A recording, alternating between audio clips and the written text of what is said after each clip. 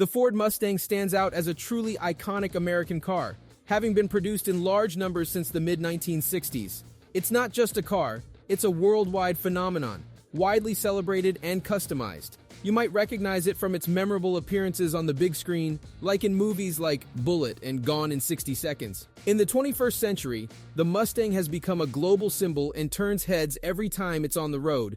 But there's a hidden gem in the Mustang world that not many people know about, and it's called the 1970 Boss 429 Lawman. This particular Mustang, with its incredible 1,000 horsepower, is a powerhouse that played a major role, especially during the Vietnam War. Surprisingly, this unique Mustang became an essential part of the lives of young American men, yet it remains relatively unknown compared to its more famous counterparts. So stick around as we take a look under the hood of this iconic piece of machinery and uncover all its secrets. Let's explore the intriguing story and details of the most extraordinary Mustang ever crafted. Now, to truly understand the Lawman Boss 429 and its fellow Mustangs, we need to delve into the background of the man responsible, Al Exstrand. Al Exstrand was a prominent drag racer in the 1960s. Interestingly, he mainly raced Mopars because, at the time, he also worked as a lawyer for Chrysler.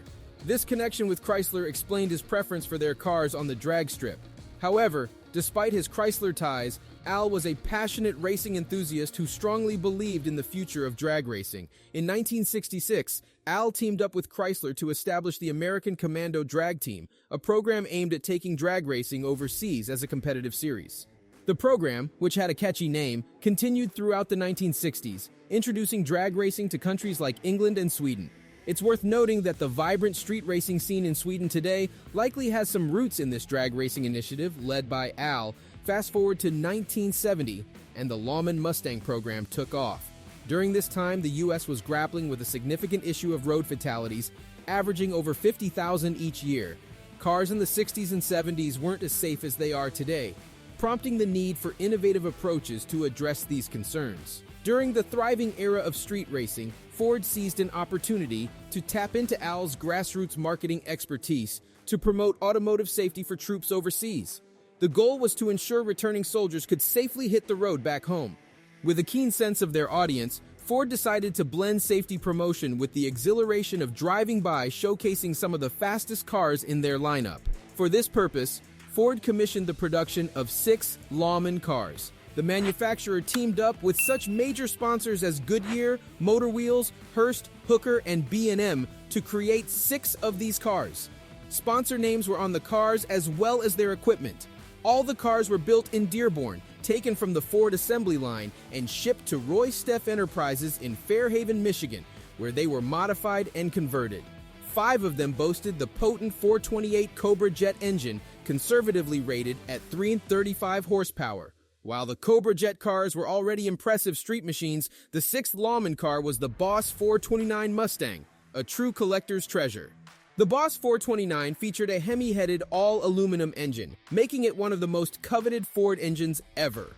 Although officially rated at 375 horsepower, it was widely believed that the actual output far surpassed this conservative figure. All Lawman cars, especially the Boss 429, were far from stock. The Cobra Jet Lawman cars were tailored as street strip brawlers, reminiscent of what passionate racers drove in the 70s. Other than the engines, and an array of colors from Ford's standard palette, the motor pool Mustangs were more or less the same. Goodyear tires, motor wheel spider mags, hooker headers and zoomies, suntack, and ancillary gauges, and more. All were painted with uniform Lawman graphics, including that signature star. However, the Boss 429 Lawman took things to an entirely different level. This Boss 429 was a full-fledged racing car, decked out with a substantial root-style supercharger and significant under-the-hood modifications. The result? A powerhouse boasting close to 1,000 horsepower in 1970.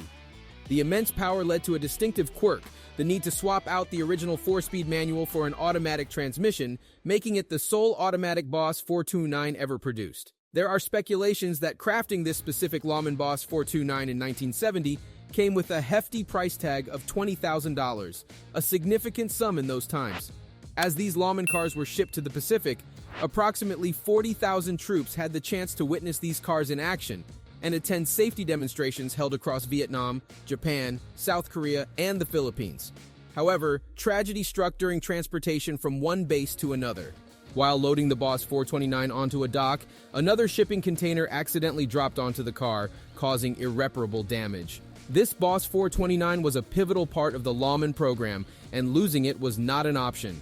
In response, Al, Ford, and the United States Air Force swiftly collaborated to build and fly a second Boss 429 Lawman overseas with a special VIN number, XXX429. The replacement Boss 429 Lawman continued its tour of the Pacific in 1970, visiting various bases. Unfortunately, when the program concluded, bringing these Mustangs back to the States was deemed too costly. As a result, most of the Lawman Cobra Jet cars were destroyed. Thankfully, though, due to the unique and expensive nature of the Boss 429 Lawman, this halo car did make its way back to the United States. In 1971, Ford sold the car to a local racer in the greater Detroit area, minus the supercharger and Lawman nickname. Under private ownership, it earned the nickname Blue Devil and participated in races during the 1970s. The car changed hands a few times before eventually returning to the original Lawman himself, Al Exstrand. Following Al Exstrand's ownership, the car found its way into the hands of its current owner, Bill Goldberg, the WWE wrestling legend, in 2003. Now, for those of you who don't know, Goldberg took a 3-year break from wrestling after WCW went bust. He had a lot of free time and a lot of money to blow.